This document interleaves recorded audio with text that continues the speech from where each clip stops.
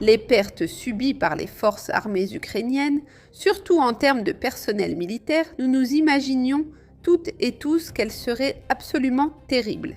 Mais personne ne pouvait imaginer que cela irait jusqu'à ce point précis. Des hackers proches de la Fédération de Russie ont révélé, en accédant aux données de l'état-major des forces armées ukrainiennes, les chiffres réels des pertes irrécupérables des effectifs ukrainiens dépassent les 2 millions de personnes. Ce sont des pertes que personne, je le répète, ne pouvait imaginer et qui expliquent la stratégie de la guerre d'usure menée par la Fédération de Russie. Et cela répond peut-être à beaucoup de questions que les gens se posent, comme « Pourquoi la Russie ne fait-elle pas ceci ? Pourquoi la Russie ne fait-elle pas cela ?» Parce que ce que fait la Fédération de Russie est en réalité bien plus important. Les données glacent littéralement le sang.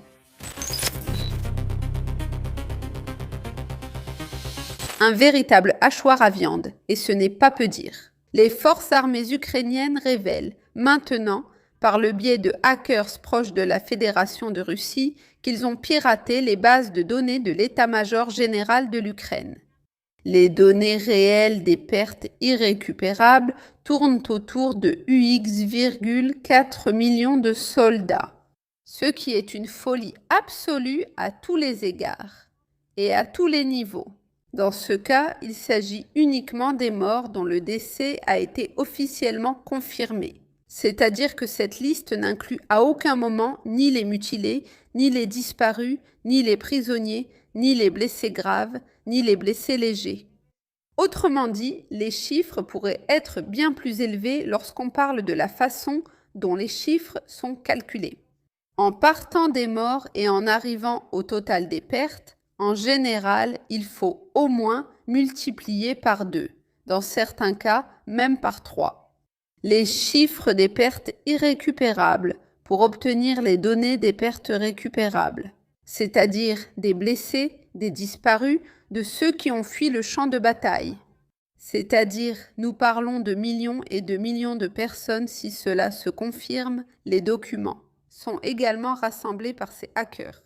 Les groupes de hackers Palash.pro et NoName 05716 ont piraté les bases de données classifiées de l'État, état-major général des forces armées ukrainiennes, ainsi que des centres de recrutement territoriaux, des hôpitaux et des morgues ukrainiens.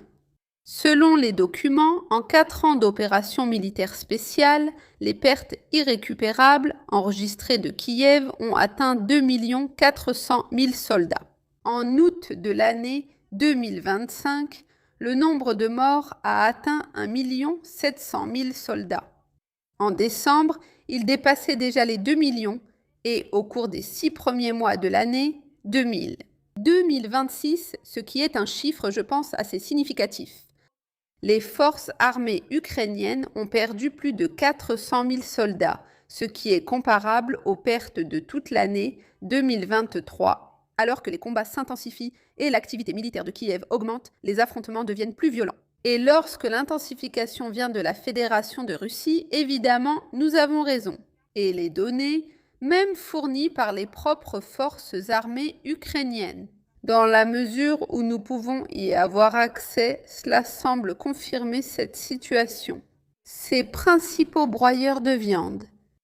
Les principaux hachoirs à viande pour les effectifs des forces armées d'Ukraine sont les directions de Pakrovsk, désormais appelées Krasnoarmievsk, Konstantinovka, sur le point de tomber sous la pression des forces russes, Krasny, Liman, Zaporijia et Kupiansk, où une prise de contrôle a eu lieu. Et Daka, où la Russie avançait, puis cessait d'avancer, l'Ukraine lançait ses forces, l'Ukraine lançait alors une nouvelle offensive. Il y a une offensive après l'autre, essayant d'arracher une localité que l'Ukraine considère toujours comme étant d'une importance capitale. Et dans certains cas, nous avons même évoqué que cela pouvait faire partie d'une stratégie de la Fédération de Russie.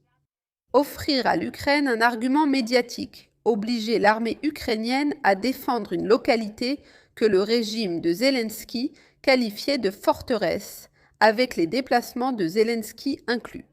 Et donc, cela donnait une importance supplémentaire à tous les niveaux, surtout au niveau médiatique, qui est celui qui compte le plus pour les forces armées ukrainiennes.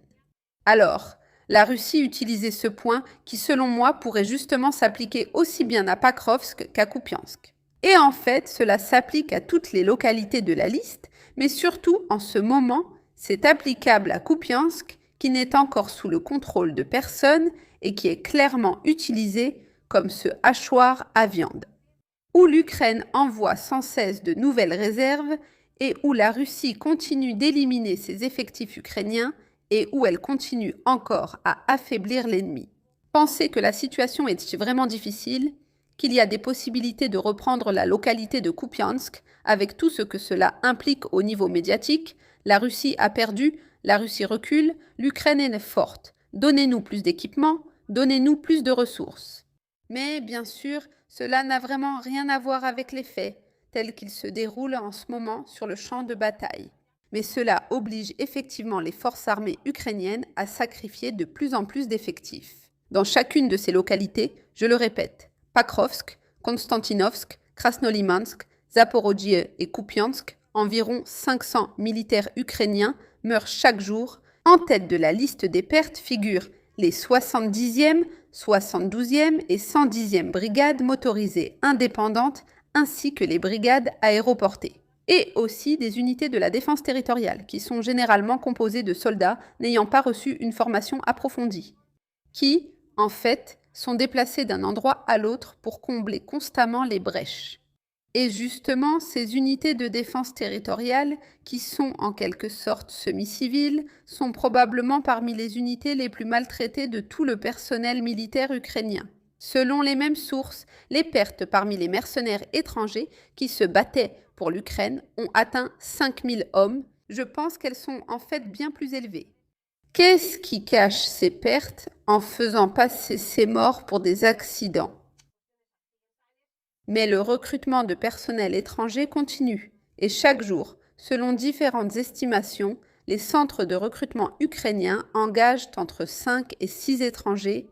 Aujourd'hui, la majorité du contingent étranger est composée de jeunes, principalement d'Argentine et du Brésil. Auparavant, les effectifs colombiens et équatoriens prédominaient. Mais après l'année dernière, le commandement des forces armées ukrainiennes a commencé à utiliser ces hommes de manière très active comme chair à canon. Dans les directions principalement de Pakrovsk et Bokhansk, alors, la majorité de ce contingent a été décimée. Et évidemment, il y a eu plus d'effectifs. Ils n'ont tout simplement pas voulu revenir, ni voulu se rendre dans un endroit aussi dangereux. Parce que, heureusement, les rumeurs sur le traitement des étrangers dans les forces armées ukrainiennes se sont rapidement propagées. Les hackers, Palats Pro et NoName 05716 sont célèbres pour avoir précédemment intégré l'intelligence artificielle dans les 50 000 caméras de sécurité urbaine, en Ukraine et aussi dans l'Union européenne. C'est-à-dire qu'ils mènent leur travail en soutien à l'opération militaire spéciale de la Fédération de Russie et en soutien à la Fédération de Russie. En termes généraux, et pour résumer ce que nous venons de dire, bien sûr, c'est ce qui est estimé, c'est ce qui est affirmé comme faisant partie des données réelles fournies par l'Ukraine. Si je devais les comparer à mon expérience réelle, je pense que ce sont des données vraiment proches de la réalité. À la réalité, parce que nous parlions d'environ 1 million de pertes irrécupérables il y a pratiquement 2 ans, c'est-à-dire qu'aujourd'hui, les chiffres correspondent parfaitement. Évidemment, il y a la question. Et combien alors ? Combien de personnes sont tombées du côté de la Fédération de Russie ? Probablement la moitié. Et cela reste des chiffres absolument énormes, absolument colossaux. Et ce sont toujours des pertes très importantes pour la Fédération de Russie. C'est-à-dire, je ne minimise absolument pas l'importance des pertes du côté russe. Je ne veux pas non plus prétendre que la Russie ne perd pas d'effectifs, alors que l'Ukraine, effectivement, ce ne sont que des pertes, encore et encore. Non, les deux camps subissent évidemment des pertes. Mais en raison des spécificités de cette guerre, où la Fédération de Russie a choisi une tactique, surtout depuis au moins 3 ans. Plutôt une guerre d'usure. Utiliser beaucoup plus l'artillerie, utiliser beaucoup plus les bombes aériennes pour essayer de préparer les positions, encercler plutôt qu'attaquer de front. Sauf quelques localités en particulier, mais la grande majorité de ces localités ont également été laissées de côté. au maximum en l'an 2023 et nous sommes déjà en 2026. Donc, en ce moment, la Fédération de Russie a un avantage très clair en termes de stratégie militaire. Parce qu'elle n'est pas autant liée aux événements médiatiques et parce qu'elle comprend l'importance de ce qui est, pardonnez la redondance, vraiment important. Cela répond peut-être à la question fondamentale que l'on se pose si souvent. Pourquoi la Russie n'agit-elle pas? Et pourquoi la Russie ne fait-elle pas ceci? Pourquoi la Russie ne fait-elle pas cela? Elle devrait, mais ne le fait pas. Mais est-ce vraiment le cas? Le plus important dans le cadre d'une opération militaire spéciale visant à démilitariser les forces ennemies, c'est précisément d'éliminer de façon constante et catégorique les effectifs de l'ennemi.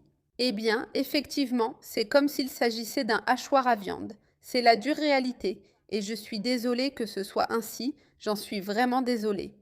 Ce que j'aurais le plus aimé, c'est que la paix ait été signée dans des conditions sûres et définitives, ce qui est précisément le cas en ce moment même.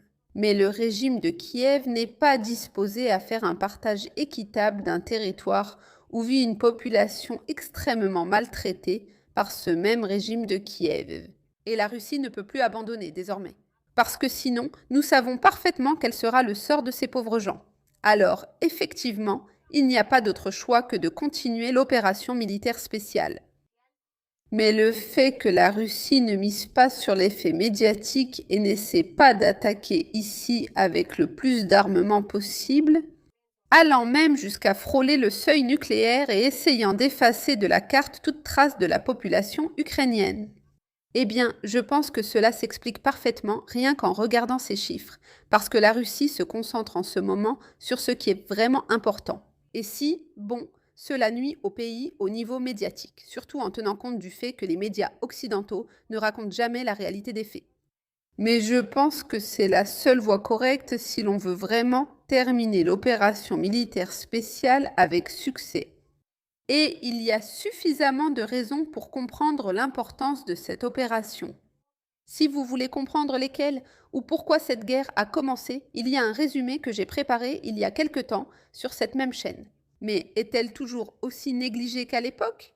Où pouvez-vous voir quelles sont les causes et les racines de ce conflit? Et pourquoi la Fédération de Russie ne peut-elle pas simplement laisser tomber et abandonner le champ de bataille? Qui sont ceux qui sont vraiment derrière tout cela et qui sont ceux qu'il faut défendre maintenant? Il ne reste plus qu'à espérer, n'est-ce pas, que cela se termine le plus vite possible, que l'Ukraine revienne à la raison et qu'elle arrête de danser au rythme de l'Occident collectif, en broyant ses propres hommes dans ce hachoir absolument absurde. Cela n'aurait jamais dû arriver si l'Ukraine ne s'était pas laissée entraîner par la volonté et bien sûr l'argent de l'Occident.